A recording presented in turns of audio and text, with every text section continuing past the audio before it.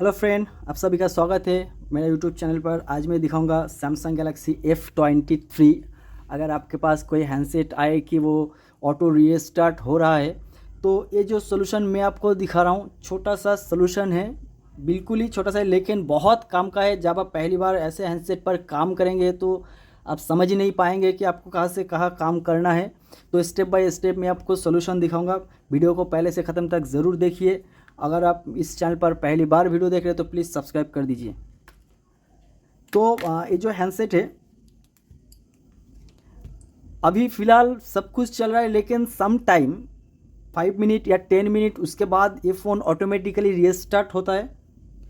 तो अभी फ़िलहाल मैं वीडियो चलते चलते शायद रीस्टार्ट हो सकता है, लेकिन ये फ़ोन रीस्टार्ट हो रहा है इसीलिए मैं आपको दिखा रहा हूँ। क्योंकि ये जो प्रॉब्लम है इसी प्रॉब्लम पर एक हैंडसेट मेरे पास आया था, लेकिन जिस चीज़ से ऑटो रीस्टार्ट हो रहा है उसको छोड़कर कोई और जगह पर काम किया, इसीलिए उसका जो मदरबोर्ड था मदरबोर्ड भी बिल्कुल बुरी तरह डैमेज हो गया है। तो मैं आपको आसानी से दिखा रहा हूँ कि अगर ऑटो रीस्टार्ट ऐसे कोई हैंडसेट आए तो तुरंत आपको कौन सा पार्ट रिप्लेस करना है।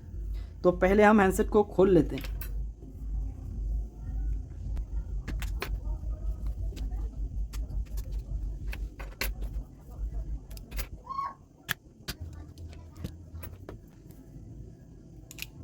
देखिए ये जो हैंडसेट है, जो मदरबोर्ड है बिल्कुल फ्रेश है, कोई लिक्विड डैमेज या कोई भी स्पॉट नहीं है। सब बोर्ड जो भी है वो भी फ्रेश। अगर ऐसे कोई हैंडसेट आपके पास आए कि बिल्कुल फ्रेश लग रहा है दिखने में, तो उसके बाद भी ऑटो रीस्टार्ट सम टाइम हो रहा है या तुरंत ऑटो रीस्टार्ट हो जा रहा है, तो मदरबोर्ड से कोई भी दिक्कत नहीं होगा अगर लिक्विड डैमेज नहीं है तो।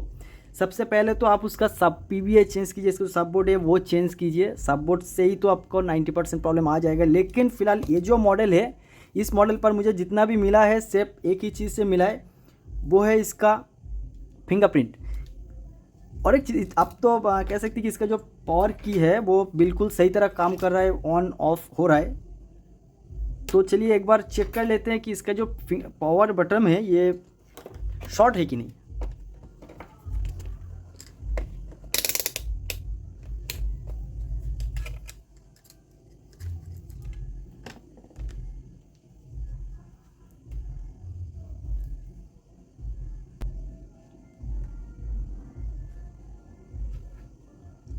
देखिए इसका जो पावर बटन है ये बिल्कुल भी शॉर्ट नहीं है।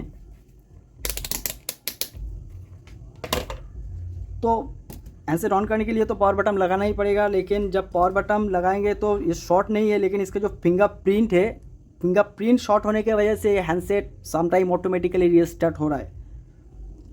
तो चलिए हम एक बार चेक कर लेते हैं।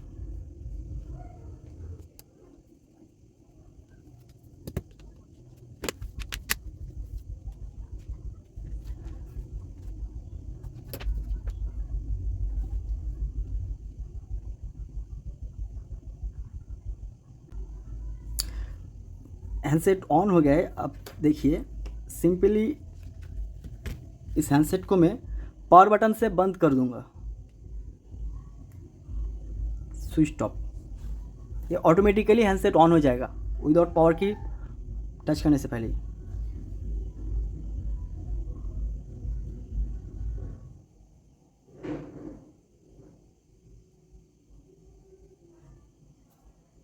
हैंडसेट ऑन हो गया है, मैंने पावर बटन पर टच भी नहीं किया, तो पावर बटन शॉर्ट भी नहीं है। और समटाइम जो ऑटो रीस्टार्ट आ रहा है वो ये पावर बटन से ही आ रहा है। अगर आपके पास कोई भी F23 हैंडसेट आए, आँख बंद करके इसका जो पावर की है FPCB बटन नहीं, इसका जो FPCB है ये जो टच किया है, टच है फिंगरप्रिंट, इसको चेंज कर दीजिए। 100% आपका प्रॉब्लम सॉल्व हो जाएगा। इसकी वजह से आपको मदरबोर्ड पर भी कोई काम करने की ज़रूरत नहीं है, सब बोर्ड पर भी कोई काम करने का ज़रूरत नहीं है। आप मीटर हो या लाइट टेस्टर हो, जो भी चीज़ से आप चेक करेंगे कुछ भी शॉर्ट आपको नहीं दिखाएगा। इसका जो पावर की है ये पावर की, ये 5 मिनट या 10 मिनट के बाद ये फिर से ऑटो रीस्टार्ट होगा। तो इस वीडियो का बनाने के लिए एक ही सिर्फ रीज़न है कि अगर आपके पास ऐसे कोई हैंडसेट आए, छोटा सा सोल्यूशन है, बहुत काम का है। कोई भी जगह पर आपको काम नहीं करना है, सिर्फ ये पार्ट आपको रिप्लेस करना है। ये वीडियो आपको कैसा लगा प्लीज़ मुझे कमेंट कीजिए। और कोई भी सोल्यूशन आपको चाहिए सैमसंग का प्लीज़ मुझे कमेंट कीजिए। अच्छा लगा तो लाइक कीजिए, ज़्यादा से ज़्यादा शेयर कीजिए और चैनल को सब्सक्राइब करना मत भूलिए ऐसे और वीडियो देखने के लिए। Thank you.